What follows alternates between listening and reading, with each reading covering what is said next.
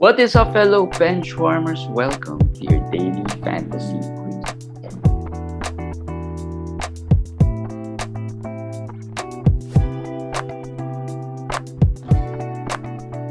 Hey guys, what's up? Judgment Day week. What week 21. is it? 21. 21. Judgment Day, and I hope you had a good day today. I did not, but everything's still good. It was fun. Komish had a better day, I guess. Better week this week than last Better week. week. Yeah, better week. 2 out of 2. By the skin of my teeth again. Jeremy There are a lot. allowed me to sleep. Said 8-1 is over. And then when I woke up, what happened? Nearly too really close. Nearly got there, but there were a lot of. It was unfortunate for me because there was one league. I was just looking at one league wherein I feel like I have a chance. I had a chance, and I really had the chance until Scotty Barnes played. So that's my losing play of the day. I was even thinking about. I even dropped Dylan Brooks, who played well today, just to get that steals, and it paid off because Alvarado had 3 steals, one more than Dylan Brooks, but I didn't anticipate. And I was thinking it might be James Harden who will kill my field goal. But no, it was Scotty Barnes who shot 6 of 21 today. I was leading field goal until, Scotty Barnes played. I think, I don't know why it's like that, but it's always when it's playoff time. When things like this, like, what are the chances that this happens? What are the chances this happens? And everything happens. Like in our case, Jeremy and I, the Invitational, the Champions League matchup, it boiled down to the last game, and actually he was down by 1 assist and 1 steal. The chances of me winning those categories are really slim. I wasn't really. No, actually, I'm gonna tell you the why. steal. I was just thinking about the steals. The assist, I don't think I would have won that. Exactly, that's my point. I watched this first game because of that. Because I was not afraid of the steals. I don't think that you would have actually gotten that. It was harder, but the assist. Where are you? I had. The assist, I had Potel there, right? Yeah. You had Potel, and he came back in the fourth quarter. You were down by 1 assist. He had around 4 or 5 passes to open teammates, and his teammates missed all of them. And I was saying, "Whoa!" Because on the possessions that he did not pass, his teammates could not miss. So I said, I was just so lucky. I think I was just really lucky to get by, and that's just luck. It's luck. There's really nothing I could do about it. And another thing is in that Champions League. Last night I was already thinking because I wasn't. I was kind of conceding already. I feel like I couldn't catch. It would be really lucky for me to win the categories that I had that were close. But looking forward, since it was me versus Komish, and obviously one of us would go to that finals. I was thinking if it was better for me to go into the finals because when I saw Komish's lineup, SGA was out, the Aaron Fox was out, and those were the reason why I was able to catch up, right? Yeah, Brogdon. His players were mostly out, and I was thinking if Komish makes it to the finals, what are the chances these guys play? Because that's the problem. Like tomorrow, Karl Anthony Towns is questionable or is not sure of playing. SGA is not sure of playing, right? These players are. And these guys killed me last week because Karl Anthony Towns had 60. Yes, those two alone on the first day got almost 100 points. So that really did it for me. Because I guess if they didn't do that, I could have catched up on the points, and I was close, right, on the points. Yes, you were close. That's why I said I needed every single bit of the lead because you were catching up really, really fast. If there's one more day, I would have lost this matchup easily. And there's lots of stories like that. There was even our friend Joao saying that he won at the last few seconds of that Golden State. That Keldon Johnson game winner. I think it was actually 2 games because he had also had Boucher. Mhm. Boucher, I think, had a free throw or something, and then the Keldon Johnson rebound. He was down a rebound. He got the rebound, and then he was down 0.01 field goal, and Keldon put back, gave him the field goal. So, and then he was down, I think, 1 or 2 points, and he got the points also. So one play Yeah. gave him 3 categories. Two or And that's three what makes it, categories. that's what makes the head-to-head playoffs really exciting, especially if these are lots of in our fantasy benchwarmers leagues, public leagues. There were a lot of 4-4 matches, Yes. A lot. tied, right? In I was also joking the other managers who were higher seed that we'll have to wait for stat corrections because some of the ties were steals, blocks, and usually it's the steals and blocks that are being corrected, right? They will assess whether a steal was really a steal or a block was really a block by a certain player. I like to address that. No, actually, stat correction of Yahoo's becoming faster Yeah. when it's Yep. fantasy playoffs. They actually correct it while the game is going on. Yeah. To prevent things like in the after 2 hours you suddenly realize you lost. Before And they even correct it after the game, Yeah. after all the games have finished. in our FBW league, the tiebreaker, that's another thing that next year in your settings, you really have to make sure you know what tiebreaker is. Our tiebreaker is higher seed wins, Yeah. if I'm not mistaken, right? So I think that's the fairest of them all. That makes regular seasons, Matter. matter. Yeah.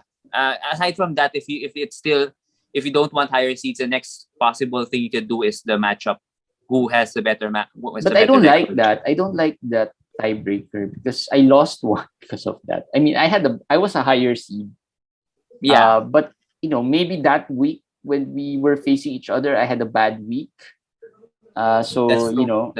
that's unfortunate, right? I mean, I lost one last week because of that. I lost 3-6 in the regular season, and we were tied 4-4, and he moved on. I lost, so I just hate that because That's the true. efforts of your regular season are down the drain just because of 1 week of matchup. So I think what is fair really is the higher seed. Higher seed wins.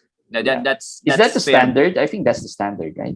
Before Yahoo had that record at the last week.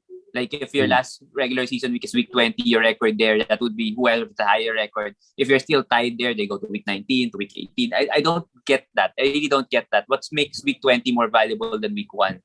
Right? So that one was before. So the higher seed, I think, has become the standard lately. And I think you should continue to do that. Even if that is not the standard next season, make sure change it. Tell your commissioners to change it so that, it will be more fair, my opinion. Yeah. I just think the higher seed. Also, it doesn't, get all your efforts down the drain. Yes. Interesting story as well. Joseph Crisostomo, one of our avid followers and listeners, messaged me. He won a league, and the players he drafted were Paul George, Bradley Beal, these guys, and he was still able to win it. So, I mean, if you lose You these can. guys, it's still possible. It's still possible. It's possible. Of course, Playoffs we don't is know the about- moves. We don't know the moves that went on during, from that time they got injured to the playoffs. He might have moved some pieces already just to adjust. But yeah, For me- Miles Turner, he also had Miles Turner there. Yeah. For me, playoffs, it's about getting to the playoffs. When you get to the playoffs, you can always win because there's always that strategy involved. It's head to head. Yeah. Just need 5 categories, let them get 300 points ahead of you. Who cares? Which is what happened to my first league, right? It almost happened. And I really believe that if I have gotten through that round, I will still have a chance all the way. And it's because it's a playoffs. There's no such thing as super strong team unless that really is a super strong team. But generally every team has categories that you can target. So It's really just matchups. And just to prove the point of playoffs being anything can happen in the playoffs, or in our invitationals, top 3 seeds all lost today. All lost. Close. Yeah. Very close. So that means the only team left, the highest seed, is the 4th seed. which is very Me. interesting, right? And that's coming. So and I and lost Steph and Curry no, but you also won via tie, so it's really close. by a That tie. that it's that close. They were tied 4-4. He was the higher seed. And Yeah, this is funny. We're tied before today. We're tied in blocks. And my opponent, Max, Hall of Fame DFS, had Brandon Clark, Goga, Embiid.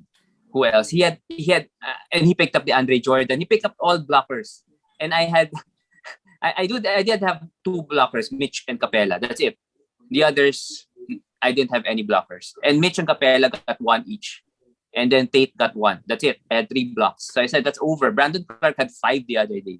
yeah. He had zero today. Goga had zero today. and he was cursing when he was messaging me. He said, okay, I still have Embiid. So I think Embiid can get at least two. Embiid got one the last second. So you really does, Like we said, right? Blocks, steals, those categories. If you can read them early on, would have been nice, right? I know Tybul has been bad throughout the week, but this week alone he had 9 steals and what, 6 blocks. Today he had 4 blocks. Yeah, he had 4 blocks and 3 steals. And I think the other day he had 2.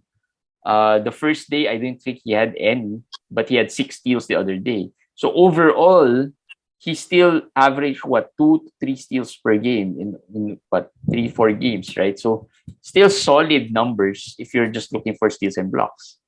Yeah, right? yeah. And that person could win you steals and blocks by himself, really. And that's going to our posts for tomorrow. Sorry. To our post for tomorrow, players that could help for tomorrow. I got players there like three matchups that are very good. Houston, Washington, the Charlotte game versus New Orleans, Detroit, Portland. So these 6 teams are my targets for tomorrow if you're in day-to-day format. Alvarado, the guy that Jeremy picked up, will be very important for steals.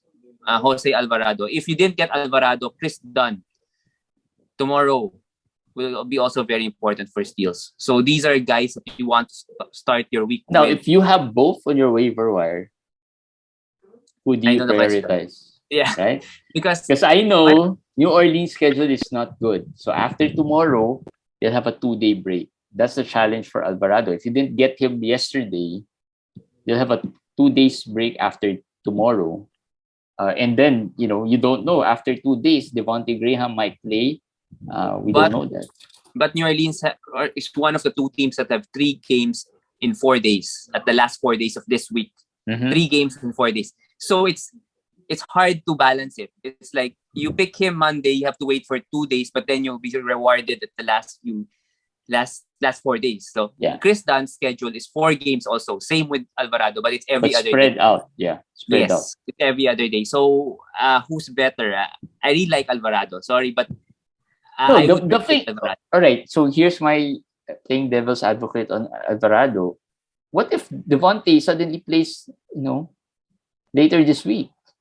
Even if Devontae plays, Alvarado's been getting minutes. The worry for me about Alvarado actually is Ingram. Ingram just has an illness, but I think he's about to come back. If Ingram comes back, Alvarado becomes useless. So I think it's like this. For tomorrow alone, I like Alvarado. But for the whole week, as somebody asked that in Facebook, and I said for the whole week, I like Dunn better because safer. I think you won't waste your one move with Dunn unless he gets injured. You know what's psychologically annoying as well with Chris Dunn? He's on a 10-day contract, right? Yes. And 10-day contracts don't last often. Yes. So, but he's been playing well. I mean, who can complain, right? He's been playing well, but that psychological factor we're in. If you add Chris Dunn, and then by late this week he's gonna be out already. Yes. But He has 3 days more. Yes, 3 days more. And Drew Eubanks is on his 3rd 10-day contract. So that gives me a little hope that they would give him another 10-day contract. So hopefully they give him another 10-day. Yeah, but I watched that Portland game and he looked good. Chris Dunn looks really good. And we all know he can, pass and steal. So I think he is a solid stream for the week. In Yes. case he is still available, I still like him over Alvarado just because that 2 day break plus after that you don't know if he still get the minutes. Yes. Yeah, but Alvarado's steal rate though is really good as well. In the point guard position. Who else? Jackson Hayes has been playing well. Another New Orleans player Yeah. that you might If want to you target. if you did get Hayes, Willie Hernan Gomez is another player that you can get.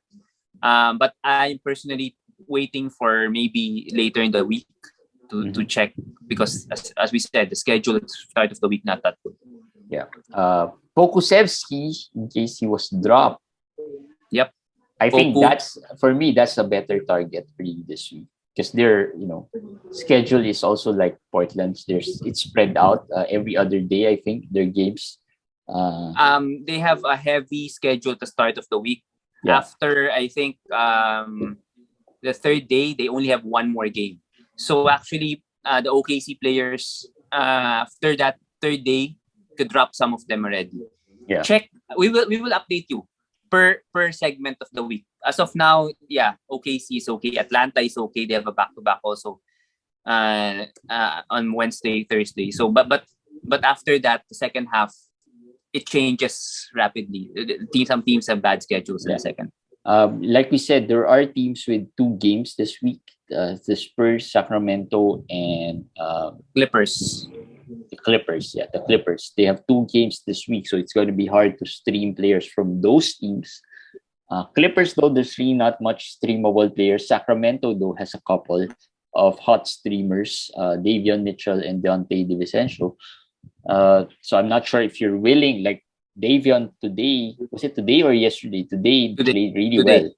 Yeah, today. He had 27, I think. The problem with Davion is not just a 2-game week. They will not have games in the first 2 days. Unlike the Clippers will have a game on the second day of the week. That day has very few games. So at least holding on to Reggie Jackson or Zubac would reward you with a player who will play in a quality day. Whereas that won't happen with Sacramento. You have to, the first day they will play is the day where you have probably full schedule. So will you be able to use Davion then? Your lineup will probably be full. So for me, it's up to you. I think they're not must adds if they're available. I don't think you stream them early this week. No one would probably pick them, especially if it's in the playoffs.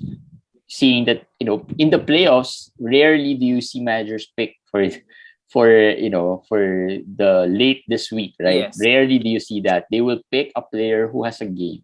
They don't want to waste a move just because they are the next guy up or next man up, or just because of the injury situation. If they don't have a game, they probably won't pick them up. That is why I put a buy list for the later part of the week, because a lot of them are really good buys if it's not for their schedule, which is Phoenix, Indiana, Memphis, Sacramento, San Antonio. Those 5 teams do not have a game for the first 2 days of the week.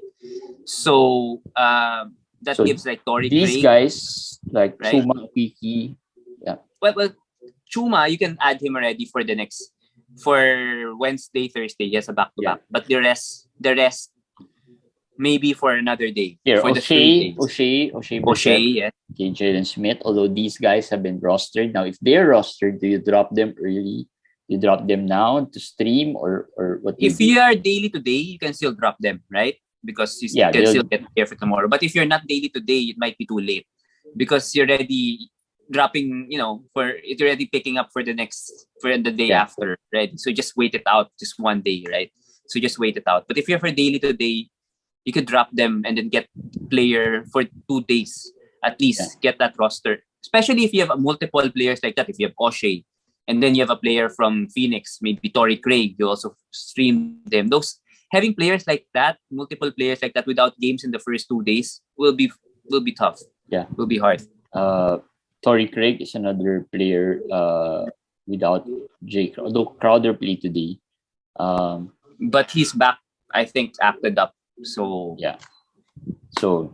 Torrey Craig could be. He is widely available. Yes. JaVale McGee, I'm sure, would be available. in a lot of leagues. McGee's quietly good. The past week, McGee's quietly good. I'll add Damian Jones. Sabonis went out with a knee injury today. Mhm. So again, So later if not this for week, Damian Jones. Sacramento's 2 games week, you would have went out and recommended adding Damian Jones. But again, it's tough. This is really tough. It's really a tough situation. You'll have to balance it out. Yeah. Emmanuel quickly from the Knicks. Matisse Thybulle, we talked about him earlier. Jeremy's favorite. I think this is a manager's favorite. There are certain managers who like him. Even I don't see a lot of Thybulles in the waiver wire. I was looking for him in yesterday's when I was choosing players to add from yesterday. Not much dropping Thybulles. No dropping Thybulle. I mean, if you think about it, he had a good first day and then had a couple of really bad games. And at that point, if it was the regular season, everyone would have dropped him already. But he, those who kept him they got rewarded today with 3 steals and 4 blocks. And he has 4 games next week. So I think it's okay to hold on to him. Yeah, I think they have a game tomorrow. Yes. And then a game break, and then they have a back-to-back following day. So they have a really good schedule, Philadelphia has. And he's not a risk of resting type of player, right? Not like the Hardens and the Embiid. Alperen Sengun. So is this it for Sengun? Yeah, I want to mention. This is it. I mean, he's not gonna be, whatever it is. But the off the bench role is it. This is it for Sengun. But for this week, we mentioned Houston is a good. I've seen Sengun dropped everywhere. If he was dropped this week, he can be a valuable player, in my opinion. The matchups are good. I'll not be surprised if Christian Wood would miss a game or 2 this week. That's possible. So Sengun is a good stream for the week. And Chris Boucher is another player who can salvage. Yeah, he can salvage. He can salvage the season. His disappointing season. Yeah. This year. Injuries, just a quick one on the injuries. Sabonis, like you said, is out with a knee injury. So, that's going to be, and this is Sacramento. So I don't think that's going to be, bad for those who are in the playoffs and has Sabonis in their top as one of their top players. Of course, Fox is also injured. So we don't know the situation there, whether he'll miss the game or not. But yeah, it's a hand injury for Fox. Jeremy Grant will be out tomorrow because of rest. Well, this is the season for resting, and usually it starts this week, right? Week 22. Karl Anthony Towns and SGA, 2 players in Commission's roster in the Champions League, are both questionable tomorrow. They'll play. I'm confident. Yeah. So let's see. Hopefully they'll play. I think Karl Anthony Towns and the Minnesota Timberwolves are still playing for something, right? So at least there's that. Yeah.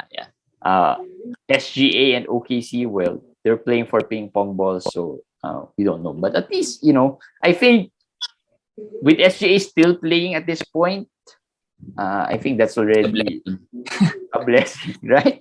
No one expected him to be playing at this point, right? I'm looking at it this way. Conley and SGA didn't play today. I'm thinking it's a back-to-back. I was able to survive, so maybe that's a good thing.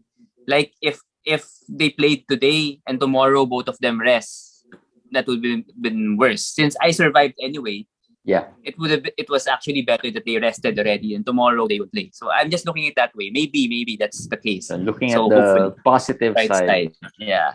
Kyle Kuzma is questionable for tomorrow.